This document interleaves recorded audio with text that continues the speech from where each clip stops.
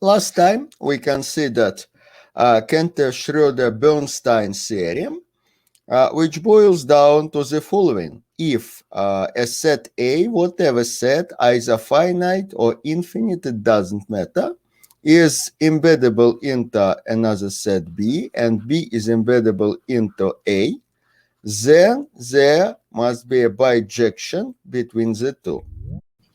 Do you remember this fact? Yes. Do you have any questions?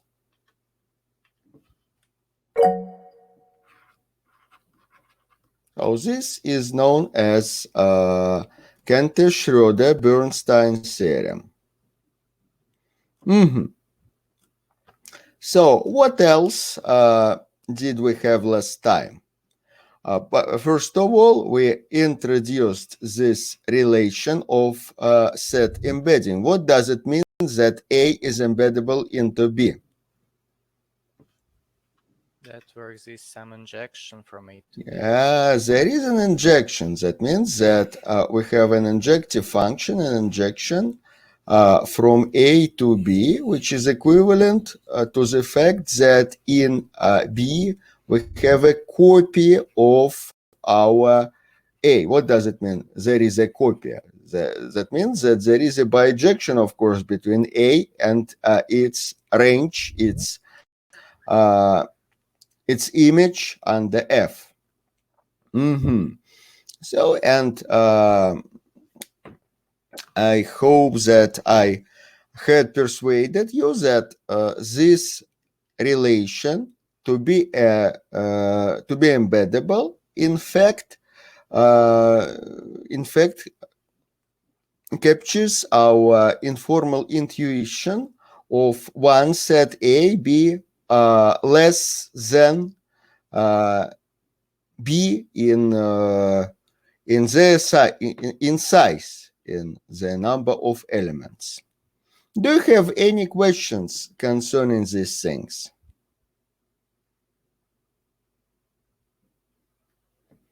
If you have no questions, I want to somehow continue this line and then move on to a new topic. So, what do we know about two sets, A and P of A? By the way, what is P of A? Do you remember the definition? Set of all subsets. Yeah, P of A is a so-called power set, the power set of A, that is the set of all subsets of A. What do we know about these two in respect to their sizes? That power set is strictly greater than A. Yeah, P of A is strictly greater. We always have an injection from A to P of A. By the way, which one? Singleton of elements. You can map every X from A, every element to its personal dedicated singleton. That is, distinct elements are mapped into distinct singletons, so we really have an injection. And on the other hand, it is not possible to have an injection from P of A into A. Do you remember that? Yes. So that means that this set is strictly greater. By definition, we say that one set is strictly greater than the other one if there is an injection just one way. Aha! And now, let us consider some particular A, namely the set of all naturals. Clearly, the set of all subsets of natural numbers is strictly great as a particular case of the previous fact. But by the way, what do we know about P of n? How does it relate to some other well-known sets? It's equivalent to real numbers. Yeah. I haven't proved this fact. In order to do so, we need a definition for reals, but it's not. we have no time to do such work in our course. It is more appropriate for a calculus course, but of course for somewhat advanced version of that. In the very basic calculus courses, they usually don't define it. But nevertheless, we will just believe it as a fact. So we have naturals. By the way, what is the relation between naturals and integers? We have proved it, that how many naturals, how many integers do we have? We proved that they're equivalent. Yeah, the equivalent, we have as many integers as we have naturals. So please, thank you. And what about rational numbers? How many rationals do we have? As many as natural souls.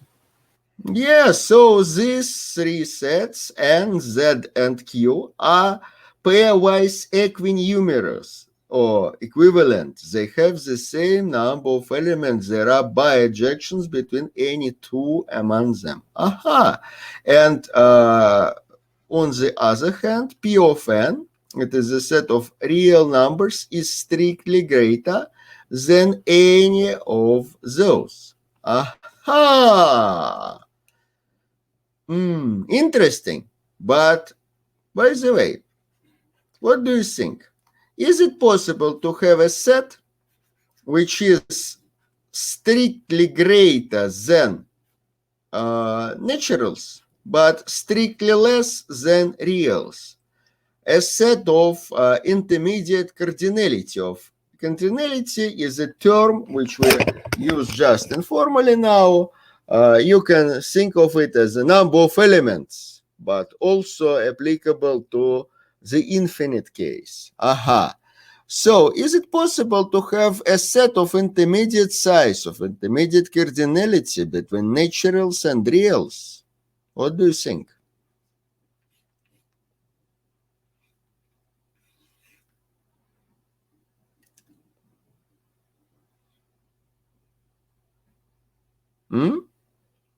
No, integers are equinumerous to naturals. Rationals are equinumerous to naturals. And do we have something in between?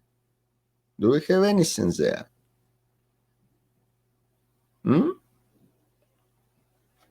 In fact, it is a very interesting, tricky question. And the negative answer to it is known as a so-called continuum hypothesis. Continuum hypothesis, a statement of the following form. For every x, a negative answer to this question, for every x, whenever x is between naturals and reals, then this x is either equivalent to n or it is equivalent to r. So there is nothing strictly in between. This statement is known as the continuum hypothesis.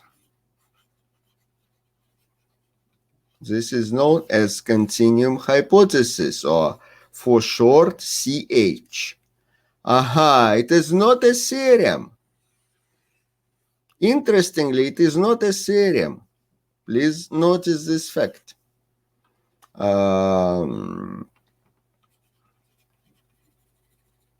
Assuming all the axioms of set theory, all the axioms of set theory are consistent. What does it mean, consistent?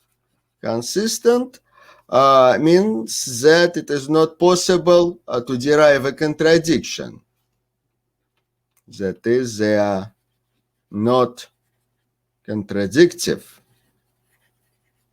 non-contradictory. Assuming all the axioms of set theory are consistent, we have that neither CH nor its negation is provable. It is very interesting to realize this fact. That means that one cannot prove it, nor can one disprove it using just set theory axioms, given, of course, they are not contradictory. Because otherwise, if they were contradictory, then from a contradiction, from falsity, it follows everything. Is it clear? What do you think about that? We have a statement which is fundamentally undecidable.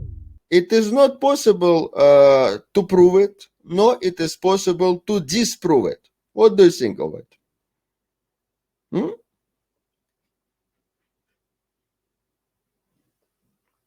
Isn't it funny, at least?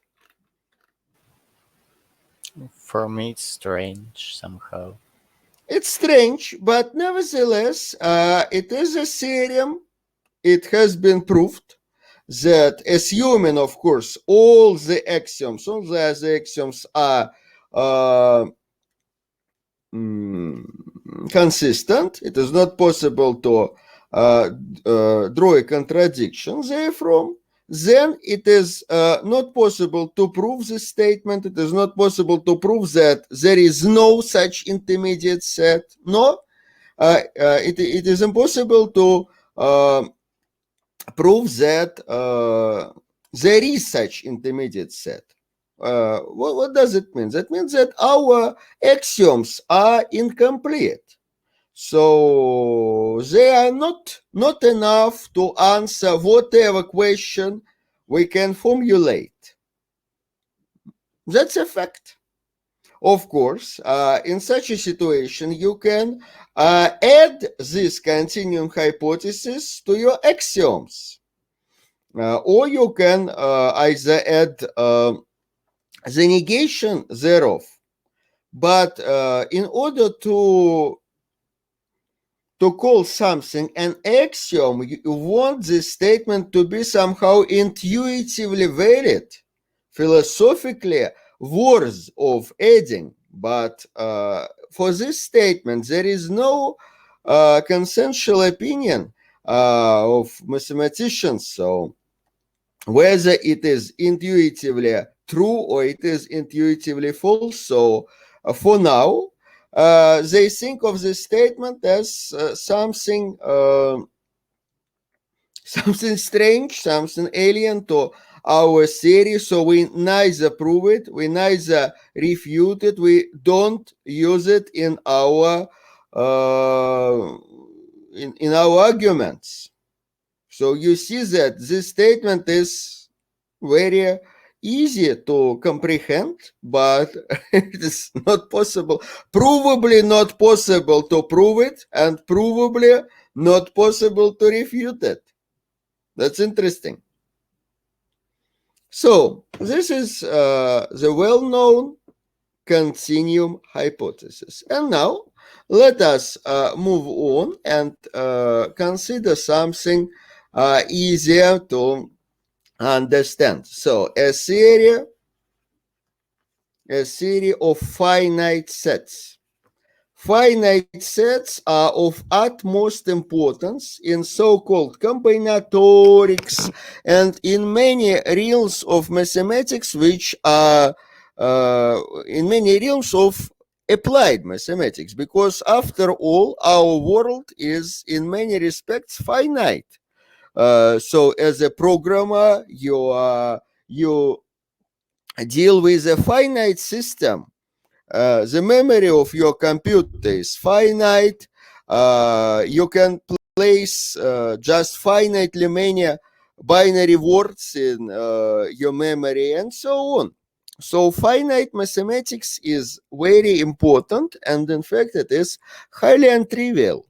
In our course, we will consider just the very basics of this area, the very basics of so-called enumerative combinatorics. And what does that enumerative combinatorics do? Enumerative combinatorics counts things. So it is concerned with questions as how many sets of some specific form exist. So how many functions from one set to another one do we have? And we will restrict ourselves, of course, to just finite combinatorics. We will consider only finite combinatorics. And in order to do anything, we need at least a definition of a finite set. Can anybody give a definition of a finite set? What does it mean for a set to be finite? It is a tricky, in fact, to define one, but at this point, by this point, we have just enough constructions to do so. So please try. That's free after all. It's not an exam. How could you define a finite set?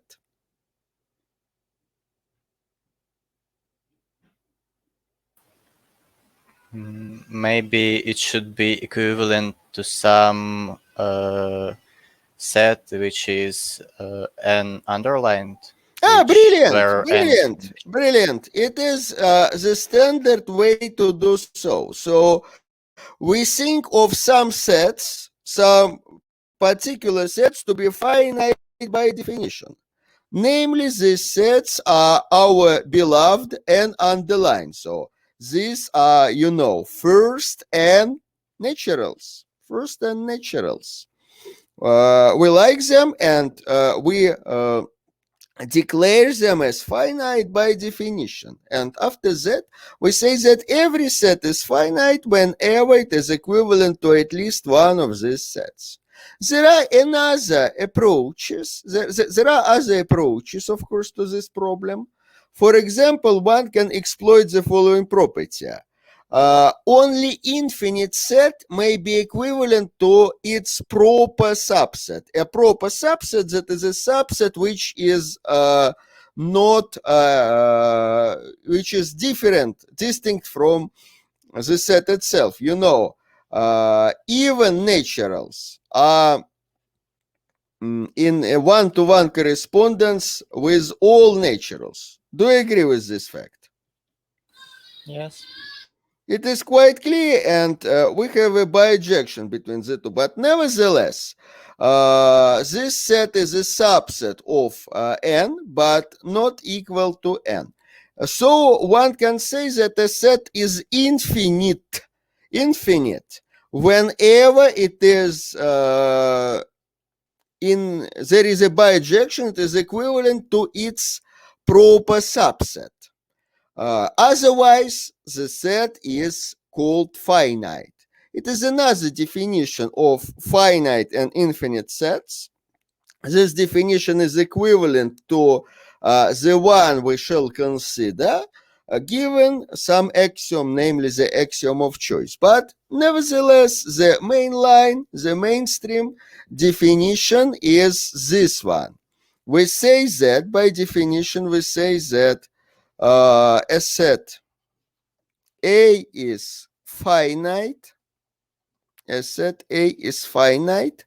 if and only if there exists some natural number n, so that A is equivalent to n underlined. Given this definition, we can prove that some particular set is finite just by constructing a bijection. Okay, let us try. As an example, I say that this set is finite. The empty set is finite. Why? It is equivalent to which set? 0 underlined. 0 underlined is equal to this set. Being equal, they are, of course, equivalent. Anything else? Say, what if I consider this set any singleton for whatever x, the singleton of x is finite. Why every singleton is finite? It's equivalent to one underlined. Yeah, it is equivalent to this set. 0, the singleton of 0, of course, there is a bijection which maps x to 0 and vice versa, and this set is just one underlined. Aha, brilliant. And I say that for whatever sets x, y, and z, whatever, please notice it, that this set x, y, z in our curly brackets, this set is finite. What do you think?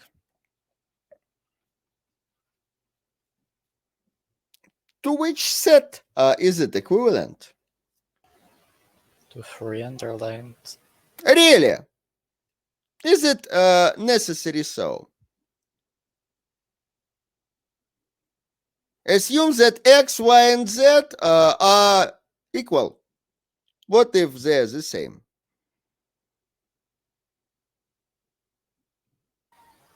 Then to one underlined. Yeah, so it is. It can be equivalent to either 3 underlined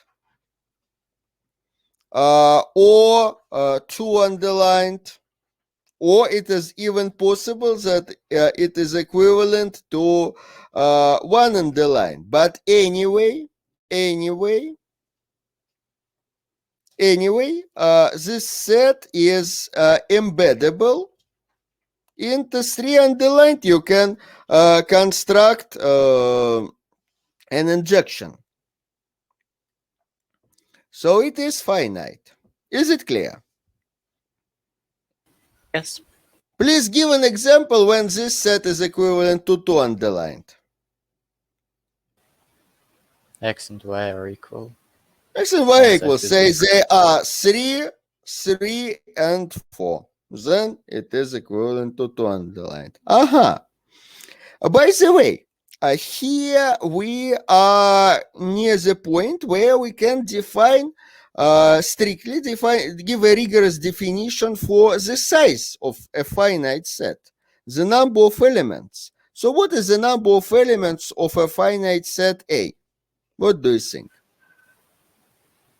It's n. This n, but here a natural question arises, whether this n is unique. Is it possible? Is it possible that for some a there exists n, there exists m such that these two numbers are distinct, but nevertheless a is equivalent to both n underlined and m underlined? What do you think? Is it possible? No, it's not possible. Why? Because by transitivity we will have n underlined is equal to m underlined. Yeah, exactly. And why isn't it possible for distinct n and m? By definition of underlined set. No, because We here can prove that n, if n is less than m, then n underlined is embeddable into n. and But why not vice versa? Why isn't it possible to embed, say, 5 elements to 3 elements? Why not? Of course, here you can consider all possible functions from this set to this one and prove that no function is an injection. But what if for some n and m it is possible? We, I think, consider the fact that if set is a subset of another set, then it's embeddable into it. Okay, it is embeddable, but what about clearly 3 is embeddable into 5, but not vice versa? Why isn't it possible to embed 5 into 3? In fact, we need to prove it. And in order to prove it, we will use our old and best friend, that is induction. It is induction. First of all, we will prove some lemma. For each natural number n, we say that if f is a function from n plus 1 underlined to n underlined, then f is not injective. It is not injective. It is not injective. It is not possible to embed n plus 1 underlined into n underlined. So for any n, it is not possible. How can we prove it? Of course, we will assume the contrary.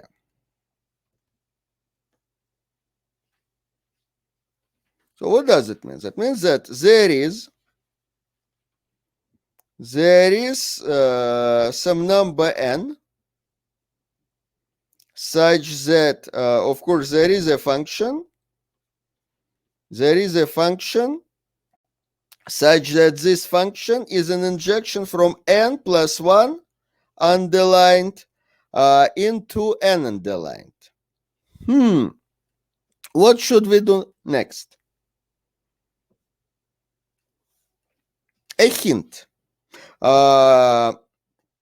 We shall use induction here. What should we do next? We have assumed that there is some strange injection from n plus 1 into n. Any ideas? What should we do?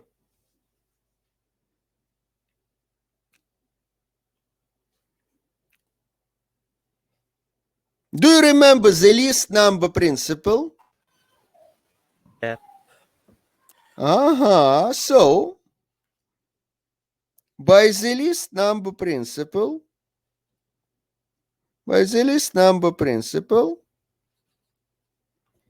there exists the least such n. The least such n that n plus 1 is embeddable into n. Is it clear? Yes. From now on, we will consider just this least n. So what do we have for this n? We have that n plus 1 underlined. We have that n plus 1 underlined is embeddable into n underlined. I will skip in my oral presentation this underlined. N plus 1 is embeddable into n, but for every number which is less than n, that's not possible. M plus 1 underlined is not embeddable into m. So, our first question is it possible that n equals 0? Can n equal 0? What do you think? No, it can't. It can't, because otherwise 1 would be embeddable into 0, but 0 underlined as the empty set, so there would be a function from a non-zero set, from a non-empty set to the empty set. So this function cannot be total. Is it clear? Yes. Clearly, no such function, whether injection or not, no such function is possible. No such function is possible. It is not possible to map a non-empty set to the empty one, because there is no value for 0. It's not possible. So, as we can conclude that n is greater than 0 and there exists some m that m plus 1 equals n. N is a number which is greater, which is, so anyway, it is of the form m plus 1. Do you agree? Yes. So what do we have? For now, we have that there is an injection f from n plus 1 into n. N equals m plus 1, and there is no injection from m plus 1 into m. So there is no injection from n into m. So we have such things, and we want, of course, we want a contradiction. Do you agree? Yeah. Now let us consider this function f in more detail. So here we have n plus 1 underlined, and here we have n underlined. What is the greatest element of n underlined? N underlined consists of all the numbers less than m plus 1. What is the greatest element? M. M. Clearly, here we have all natural numbers from 0 to m. And what can you say about n plus 1? Clearly, here m plus 1, that is n, is the greatest element. Do you agree? Yes. And now we want to look at our function f. Where does it map m plus 1?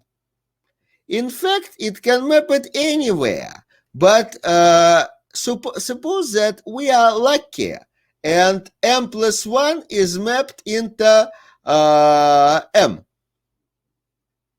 Assume for a moment that it is so. Is it clear? Yep. So where are all the other elements? That is the set m plus 1 underlined. Where all the other elements must be mapped by f? To M underlined. Yeah, because f is an injection. That means that they are somehow injectively mapped into all the other elements, into m plus 1, while this is not possible. So here we have got a contradiction. Is this idea clear? Yes, it's clear. So this is the main idea. But this idea won't work if we are not that lucky. If we are not that lucky. If we are not that lucky, then our situation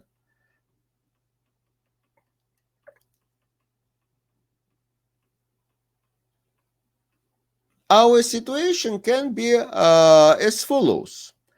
This m plus 1 can be, in principle, it can be mapped to whatever element x in n underlined. Do you agree? Yep. So, but now my idea is to reduce this harder situation to that we have already seen. Namely, I will swap x and m. I will change x for m and vice versa. So, formally, I will consider a function g. This function is a function from n underlined to n underlined, and it is defined by the following equation. It will it returns m if it is given x. it returns x if given m. So it swaps x and m. And for any other element, it just doesn't change it. Is it clear? Yes. But isn't it obvious that G is a bijection between n underlined and n underlined? Yes, it's a bijection. Clearly, it is a bijection. And by the way, this function, of course, is an injection. Being a bijection, it of course, it is an injection. And now, what should I do next? I will consider the so-called restriction of my function f to all the other elements except m plus 1. I will consider the following function. There is a standard abbreviation for it, f restricted to n underline. By the way, ladies and gentlemen, here we have just n underlined. Is it clear? Yes. So I will consider such a function. What is it? By definition, it is a function from n underlined to n underlined. At every point, this function, at every point, at every element of its domain, this function, no, x was already used.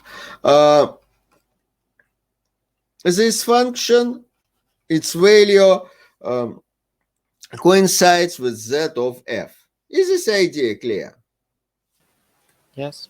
So what is f restricted to n underlined? It is the same as f minus one pair, minus this last pair, m plus 1 or nx. Is it clear that this function is injective?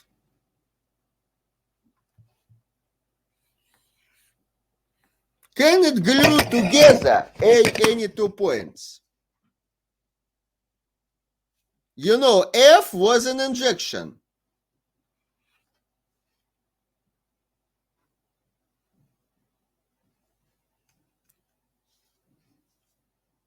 Is it necessary so that a subset of f is an injection as well? Is an injective? Is it injective? Yes, it's injective. Of course, it is necessarily injective. It is quite clear that it cannot take the same value at distinct points for. Otherwise, in view of this equation, f would take distinct values at the same argument. So this restriction is injective. It is clearly injective, and it is an injection where from? From n underlined, of course, to n underlined. Okay, let me put it the following way. Is it clear? Yes. And now let us consider the composition of this function and g. The composition of two injections is Injective. Yeah, it is an injection. Let us take the composition of this restricted f and g. Clearly, it is an injection. It is an injection from n underlined to n underlined. Ha! And now I will prove that I will prove the following claim. This function h does not take the value m. This point m cannot be a value of h. Cannot be a value of h. Why is it so? Okay, let's prove it. Otherwise, Otherwise, there exists some k, where from? From n underlined, of course, such that h of m, of k equals m. Do you agree? Yes. But what is h of k? H of k is, of course, given this is a composition, is g of f restricted of k. But f restricted takes the same values, but over an restricted domain. So it is g of f of k, and this value equals m. You know, g is a bijection. Where does g takes value m? At which point? If k equals x. Yeah, only at x. So that means that f of k equals x. Do you agree? Yes. We know that k is belongs to n underlined, but on the other hand, we started from the following. We have denoted the value of f at the point n as x. So x equals f of n. X equals f of n. So we have f of n being equal to x. But f is an injection. F is injective. F is injective, so that means that k equals n, but you know that k is less than n. So we see that n is an element of n underlined, so n is less than n, which is clearly a contradiction. Is it clear? Yes, it's clear. So we have a function from n underlined to n underlined. By the way, remember that n is just m plus 1.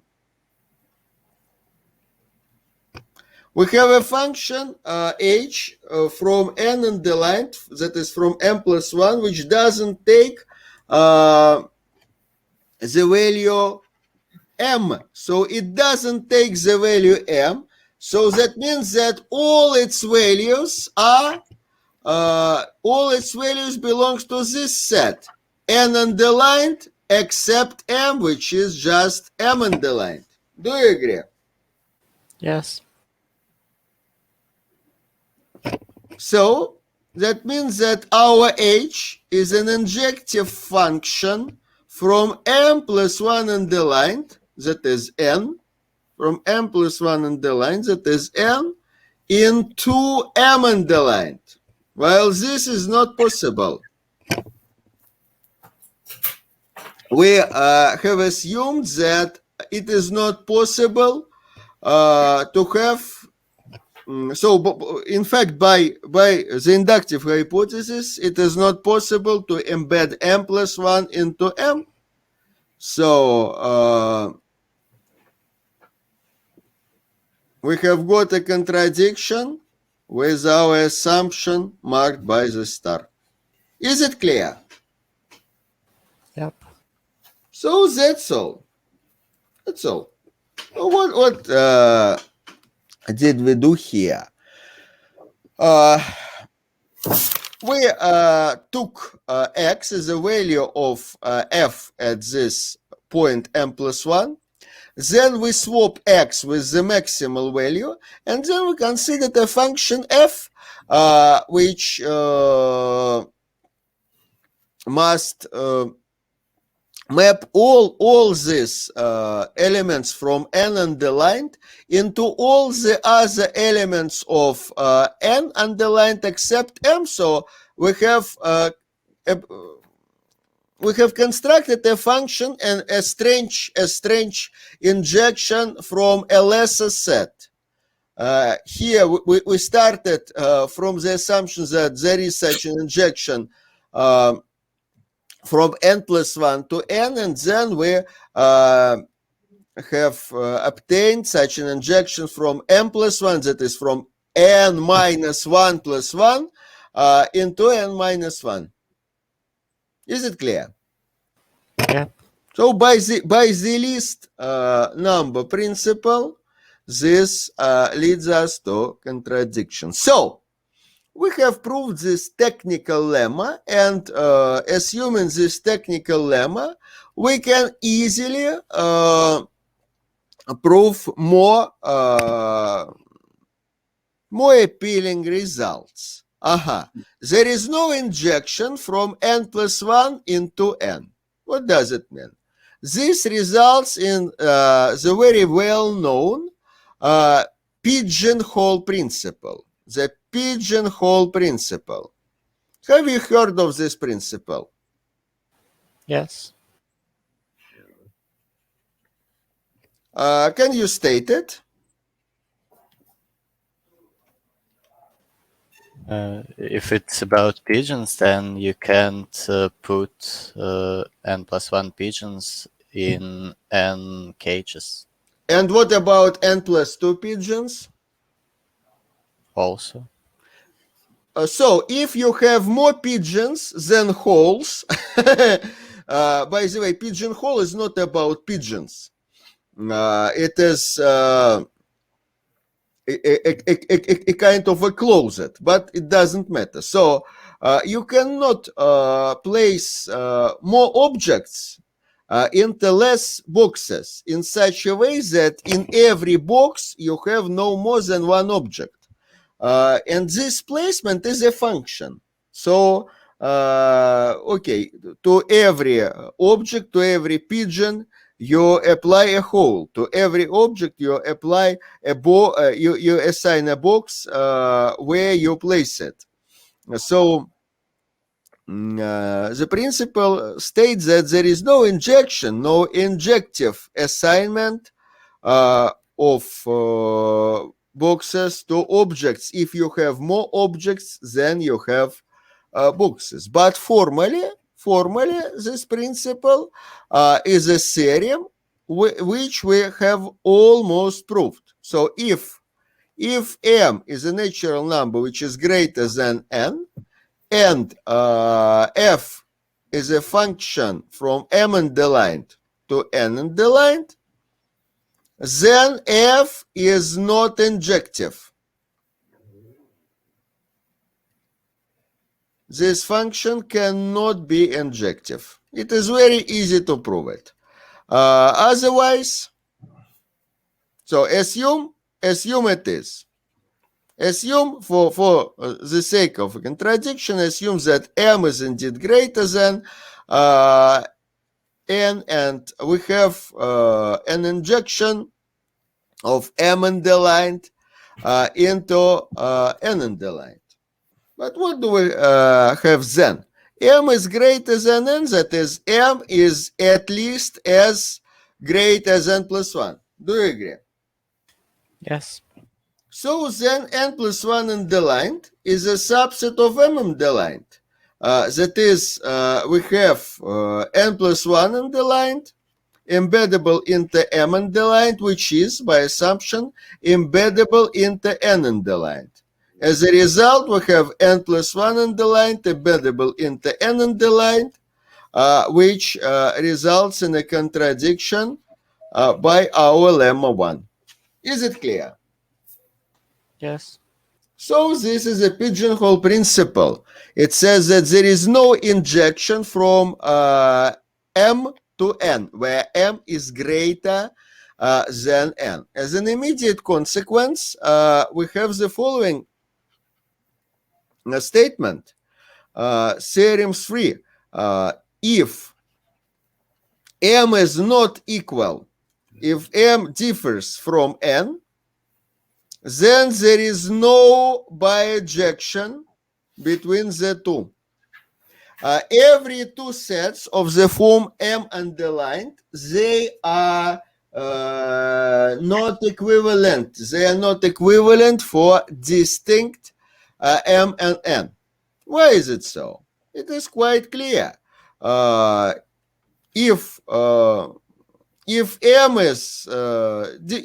differs from n, then either m is less than n or n is less than m. Do you agree? Yep. Or it is better that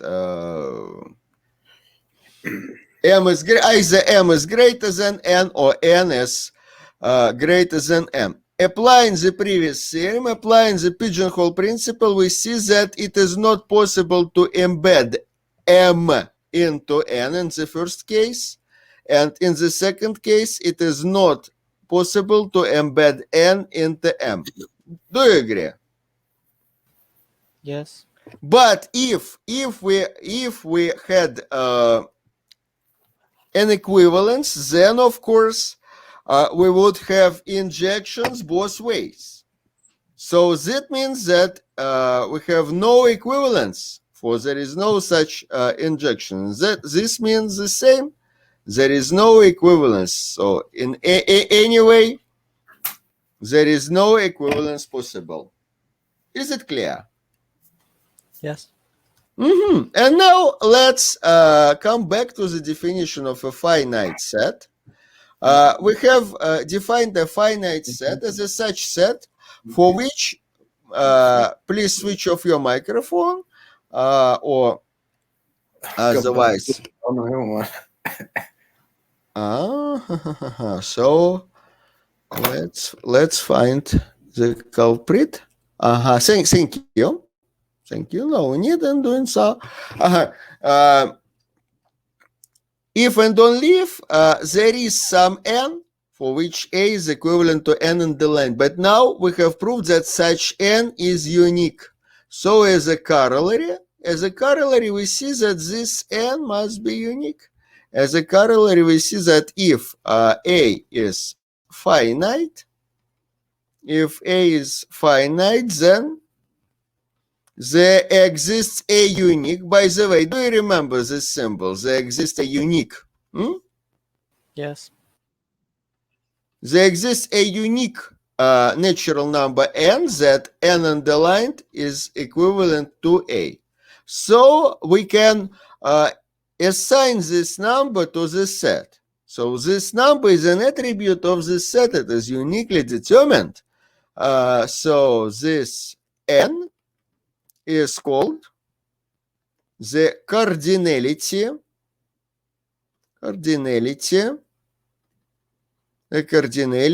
or size or number of elements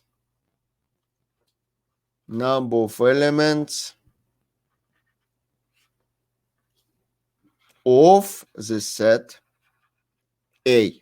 And we have a special notation for that. N equals A in this bars, between these bars.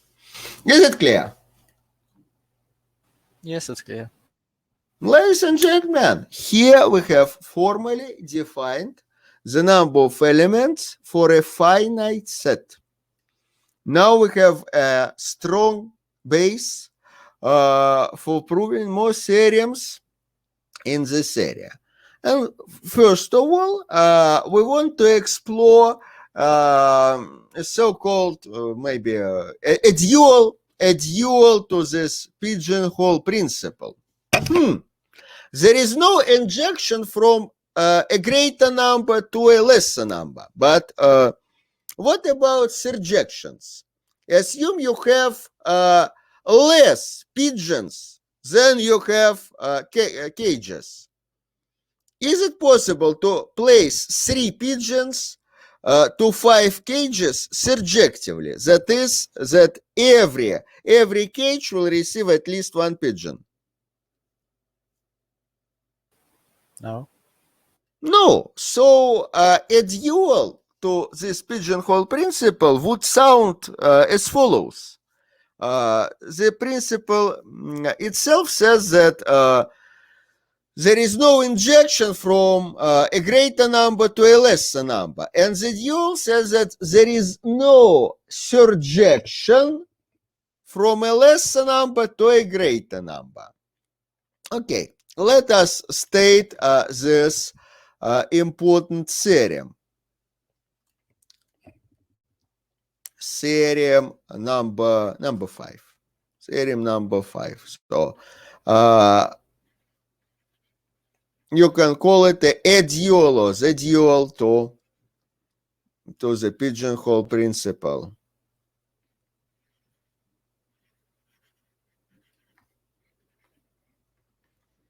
So it says that if you have more cages than you have pigeons, then every function from n to m is not surjective. It is not possible to surjectively fill these cages with pigeons because we have not enough of them. Is it clear? Yes. In order to prove it, I will reduce the statement to the pigeonhole principle using so-called inverse functions. Right inverse, left inverse. Here I will exploit right inverse. But nevertheless, as we have not considered a general theorem about this stuff, I will tell you how to do it from scratch. So assume indeed there exists such m, n, that m is greater than n, and f is a surjection. Assume that there is a strange surjection from little to many. Assume that there is a surjection from few to many. Okay. Let's consider some other function, g, which is defined the following way. For each x from m, g of x equals the list k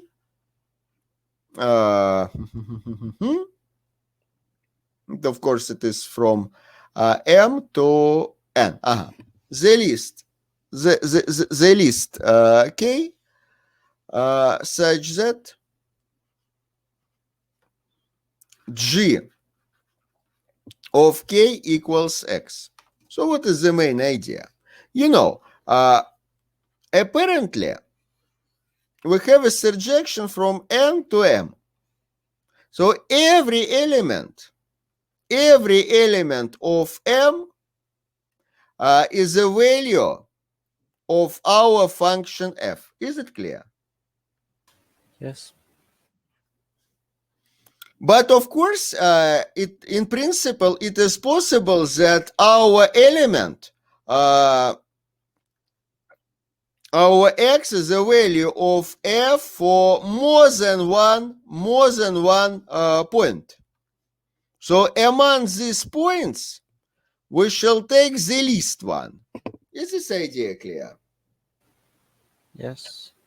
It doesn't matter much that we take the least one, but we have somehow describe it, somehow determine it in a unique way. So we just take which one? The least one. These are natural numbers after all. In any non-empty set of naturals, we surely have a least element. So among all elements k, such that not g of course, but f. So among all elements such that f of k equals x, we just take the least one among them. Is it clear that we have really defined a function? It is total because for each x from surjectivity, as f was surjective, then g is total. Is it clear? Yes. For each x, we have at least one k, such that f of k equals x. And among all these k's, we take the least one. So then it is functional, because the least element is uniquely determined. So we have constructed such a function. And now my claim is as follows. G is injective. G is injective. Why is it so? Okay, let us prove it. Assume that G of x equals G of a. Do you agree that then f of G of x would equal f of G of y?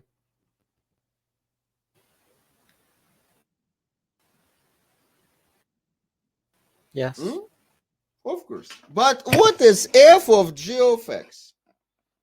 You know, G of x is the least k such that f of k equals x. So clearly, from this definition, it follows that f of G of x is necessarily x, isn't it?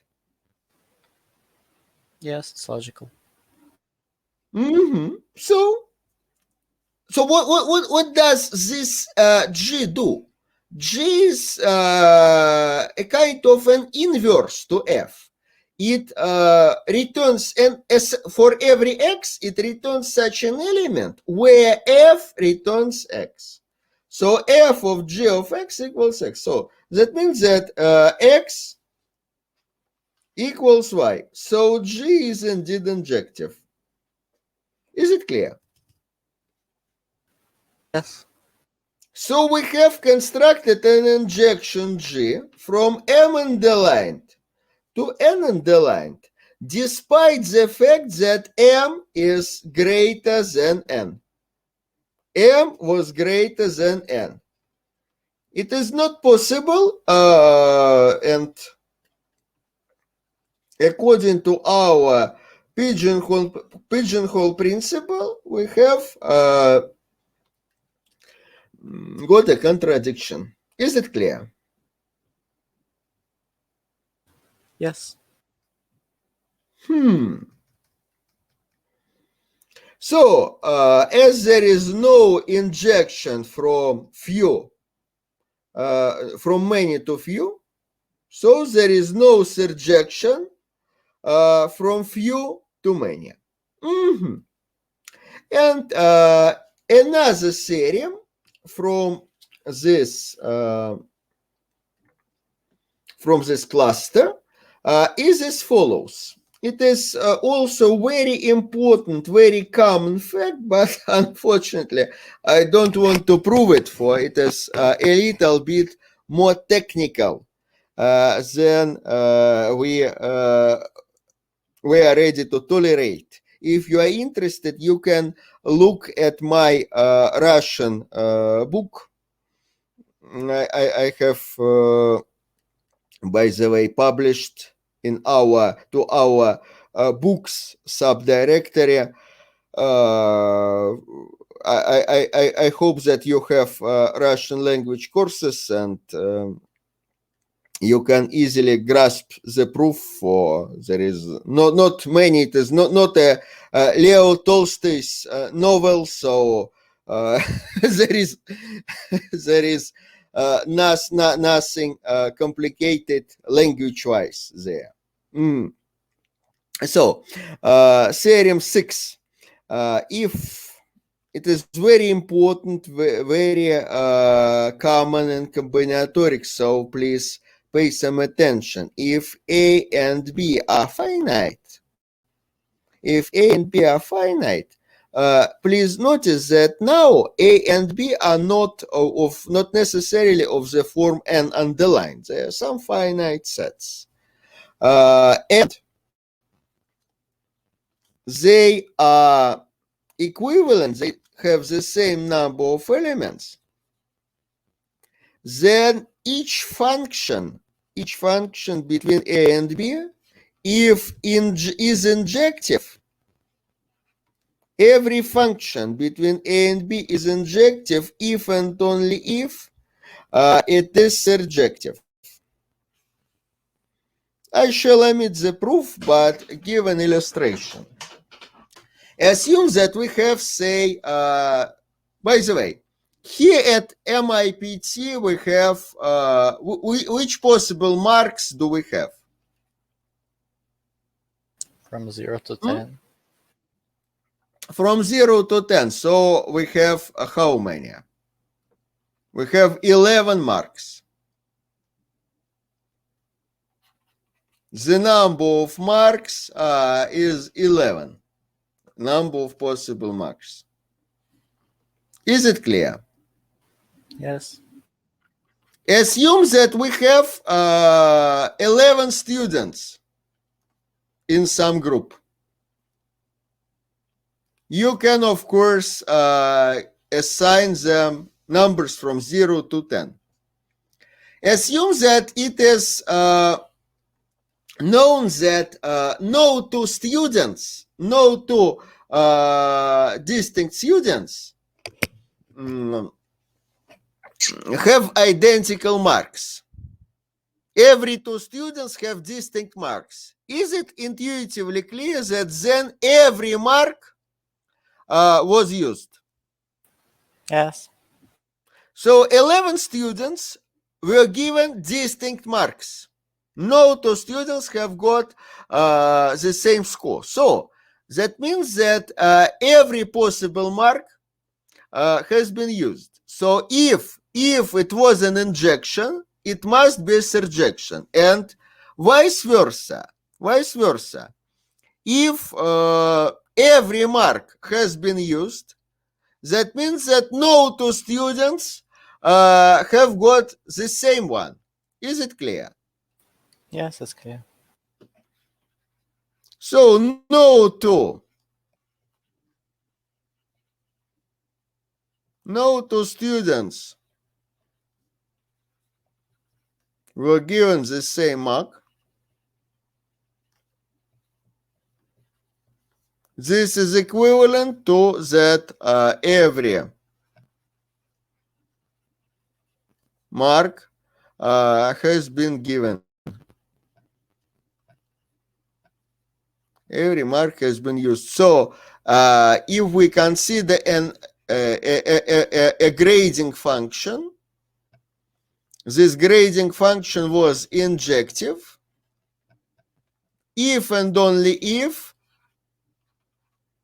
it was surjective. Is it clear? Yes. Please notice that this statement fails for infinite sets. This statement fails for infinite sets.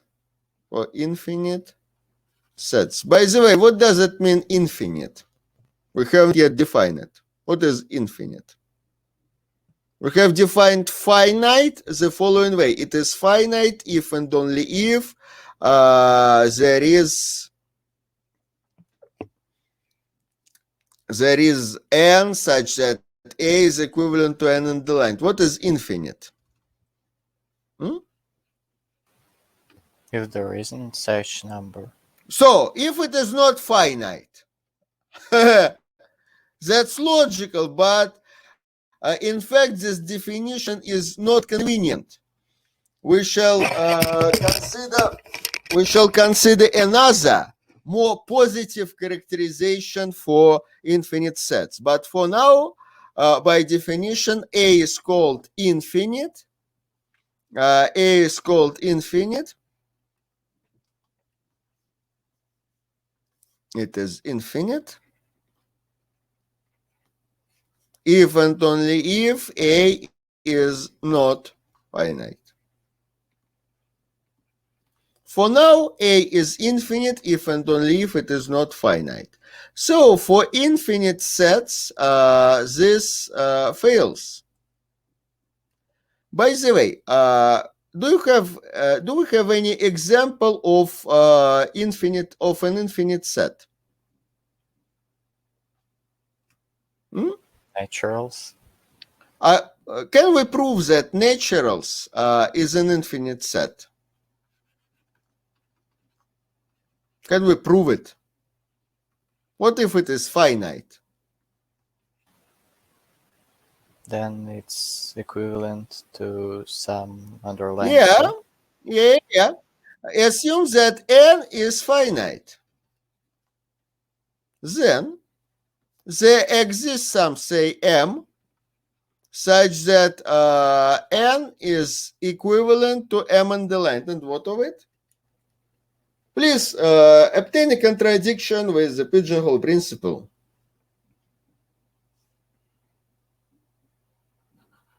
So n is embeddable into m underlined if it is equivalent. And then?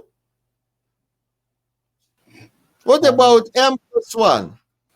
It is a subset, so it is embeddable into n. Do you agree? Yes. So m plus 1 underlined is embeddable into m underlined. We have formally proved that the set of all naturals and clearly every countable set, every set which is equivalent to n, every such set is infinite. That's nice. That's very nice. So for infinite sets, this theorem fails. It is possible that two infinite sets are equivalent, but nevertheless there is an injection which is not a surjection, and vice versa. So you can take, for example, a and b be equal to n, and you can consider, for example, a function, I don't know, duplicating function, f of x equals twice x. Is this function injective? Yes. This function is injective, yet not surjective. Why isn't it surjective? Because we don't have values of x for odd numbers. Yeah, it returns only even numbers. So the range of this function is a set of evens, of even numbers, which is not equal to n. It is injective, yet not surjective. Can you please give an example of a function from n to n which is surjective but not injective? Surjective, not injective.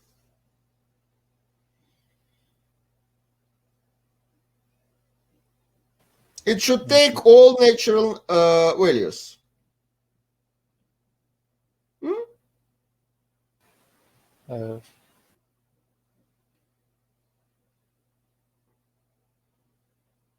It's very easy to do so.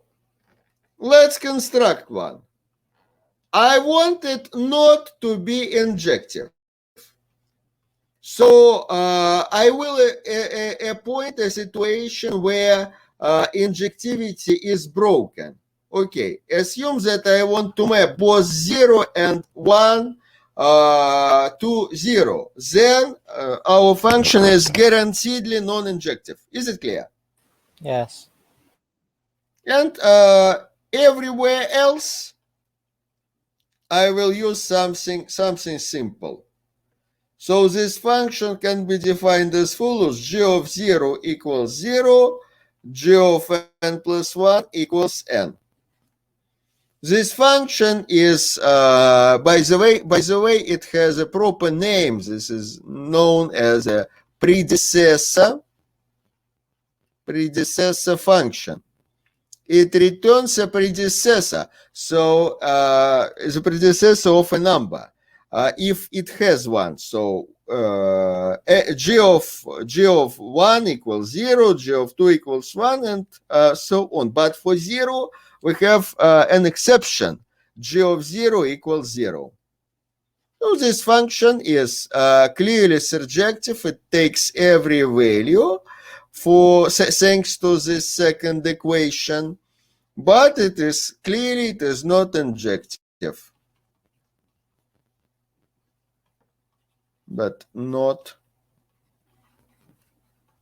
injective. Is it clear? Yes. But for the finite world, it is not possible. If you have two finite sets of the same size, then every injection between them is automatically a surjection, and clearly it is a bijection. If it is an injection and surjection, it is a bijection.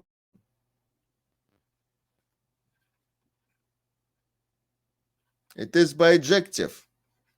Is it clear? Yes. So if this is very, very useful, because for finite sets of the same size, whenever you have obtained an injection, it is automatically a bijection. Every embedding is an equivalence. And moreover, every surjective function is an injection as well. This theorem is used very, very widely in combinatorics. Almost, usually it is applied almost implicitly. They just do not explicate this statement, for it is very, very obvious intuitively, and in fact, applying some effort, it is not that hard to prove it on the base of our developments. Is it clear? Yes. Okay, thank you. Do you have any questions? This was our last lecture in the first part of our course. We will continue this line. We will develop combinatorics on the base of these things. Please do not forget these theorems, of which the pigeonhole principle is, of course, the most important one. We will prove such easy, but in fact not that easy to prove things that say for two finite sets, the union will have, by the way, for two finite sets, how many elements do you have in the union? Huh? Do you know the formula?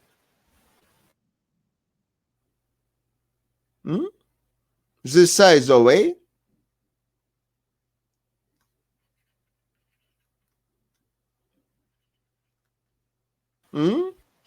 Maybe the size of A plus the size of B minus the size of A and B. Of the intersection, of course. We will formally prove it. And besides that, we will prove many other basic combinatorial facts. For example, what if you consider a Cartesian product of two sets? They are finite. For two finite sets, their product has how many pairs? If you have Product of coordinated systems.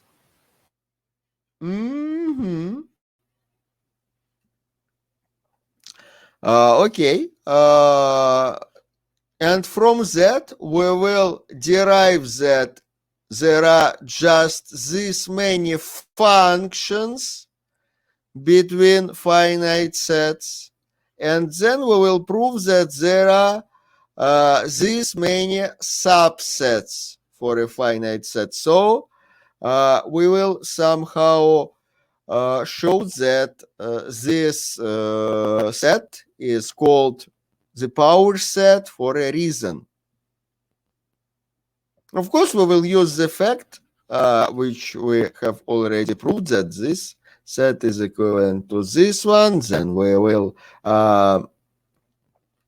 reduce this situation to this one and this situation to this one. So you shall see.